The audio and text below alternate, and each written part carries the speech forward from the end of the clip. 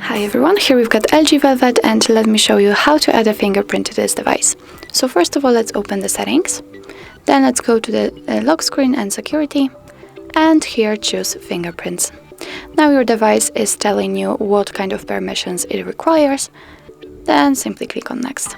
Draw your pattern if you have one in order to confirm, and place the finger on the sensor.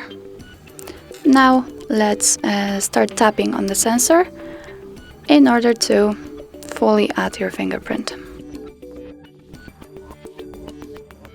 Okay, then click on next, and let's add the edges of our fingerprint.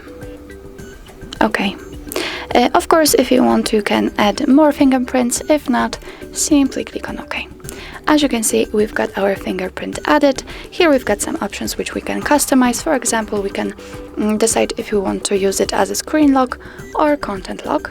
What's more, we can show the icon when the screen is off, and we can check the icon effect. Well, we can choose, as you can see, from 3 options. Let's stick with maybe this one. Okay, let's get back and let's check if our fingerprint works.